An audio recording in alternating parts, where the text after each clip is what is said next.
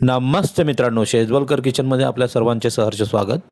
तर जसे आपण मागील व्हिडिओत पाहिले, तर आम्ही आज सकाळी ॲग्वाडा फोर्ट आणि सिंकेरिम बीचला व्हिजिट केली. आता आम्ही कंडोलिम बीचला आलो आहोत.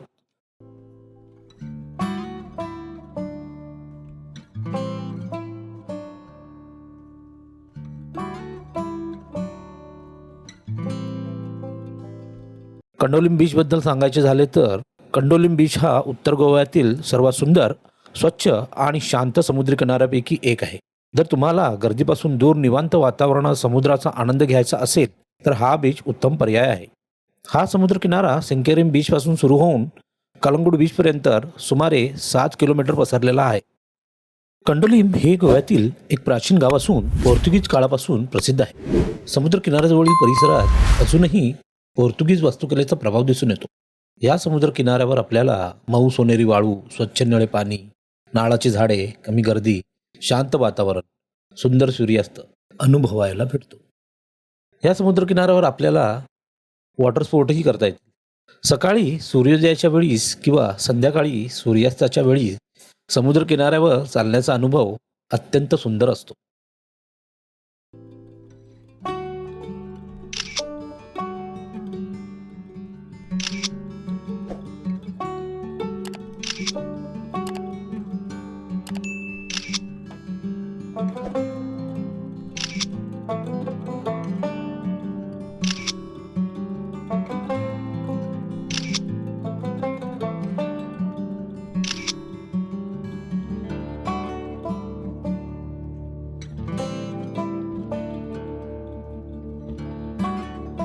कंडोलिम बीच पाहून झाल्यावर आम्ही सर्वजण दुपारचं जेवण करण्यासाठी एका हॉटेलवरती गेलो.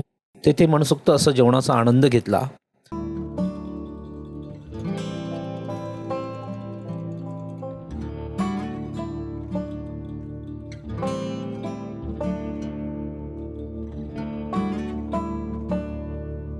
आणि त्यानंतर आम्ही पुढे बागा बीच पाहण्यासाठी निघालो. बागा बीच संबंधी सांगायचे झाले तर हा बीच सर्वांच्या ओळखीचा बीच आहे. हा बीच उत्तर गोव्यातील सर्वात प्रसिद्ध आणि सर्वाधिक पर्यटकांना आकर्षित करणारा समुद्रकिनारा आहे. हा बीच केवळ सुंदर समुद्र किनाऱ्यासाठीच नव्हे तर तेथील nightlife, water sports, seafood, shopping आणि मनोरंजनासाठी जगभर प्रसिद्ध आहे. गोव्याला भेट देणाऱ्या बहुतेक पर्यटकांच्या यादीत बागा बीचला नक्की स्थान असते. बागा हा कलंगूट बीचच्या उत्तरेला असून दोन्ही बीच एकमेकांना लागून आहेत. या बीचचे नाव येथे समुद्राला मिळणाऱ्या बागा नदी म्हणजे बागा क्रीक वरून पडले आहे. दिवसा हा बीच साहसी खेळांसाठी प्रसिद्ध असतो तर रात्री संपूर्ण परिसर रोषणाई, संगीत आणि उत्साहाने भरलेला जातो. या बीचबद्दल अजून सांगायचे झाले तर पूर्वी बागा हा एक शांत मासेमारी करणाऱ्या गावाचा परिसर होता. 1660-70च्या दशकात विदेशी पर्यटक येथे येऊ लागले. त्यानंतर येथे पर्यटनाचा वेगाने विकास झाला आणि आज बागा बीच हा गोव्याच्या पर्यटनाचा प्रमुख चेहरा बनला आहे.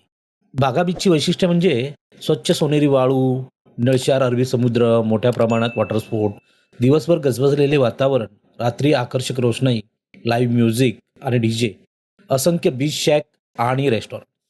सकाळी समुद्र किनाऱ्यावर शांत वातावरण अनुभवायला मिळते. संध्याकाळी सूर्यास्तामुळे संपूर्ण आकाश केसरी, गुलाबी आणि सोनेरी रंगाने उजाळून जाते. रात्री समुद्र किनाऱ्यावरील दिवे, संगीत आणि समुद्राच्या लाटा एक वेगळाच अनुभव देतात. बागा बीचची खरी ओळख म्हणजे येथील नाईट लाईफ. सूर्यास्तानंतर संपूर्ण परिसर संगीत, लाईव्ह बँड आणि डीजेच्या तालावर रंगतो. येथे पर्यटक उशिरापर्यंत मनोरंजनाचा आनंद घेतात.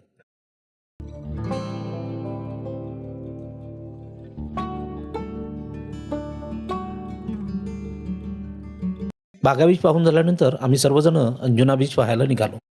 अंजुना बीच हा उत्तर गोव्यातील सर्वात आकर्षक आणि वेगळ्या वैशिष्ट्यांचा समुद्रकिनारा आहे. अंजुना बीच हा बागा बीचच्या उत्तरेला सुमारे 6 ते 7 किलोमीटर अंतरावर आहे.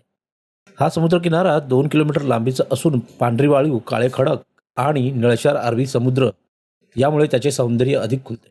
संगीत, कला, हस्तकला आणि मुक्त जीवनशैलीमुळे अंजुना जगभर प्रसिद्ध झाला. आजही त्या संस्कृतीची झलक येथील बाजारपेठ आणि कॅम्पमध्ये पाहायला मिळते.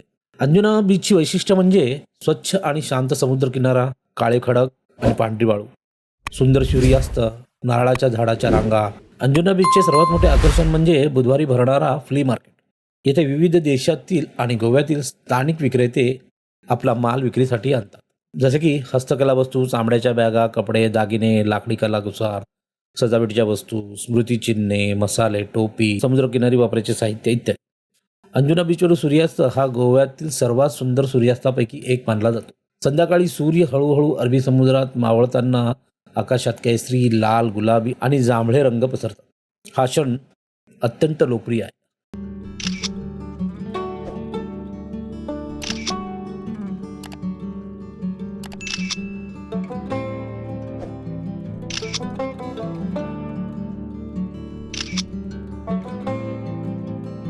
तर मित्रांनो, असे आमचे हे बहुतेक बीच पाहून झालेत आणि आता संध्याकाळ झाल्यामुळे आम्ही आपल्या रूमवर जाऊ आराम करू.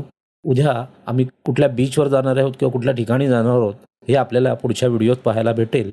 तर असेच नवनवीन व्हिडिओज पाहण्यासाठी आमच्या चॅनलला लाईक, शेअर आणि सबस्क्राईब करा. धन्यवाद.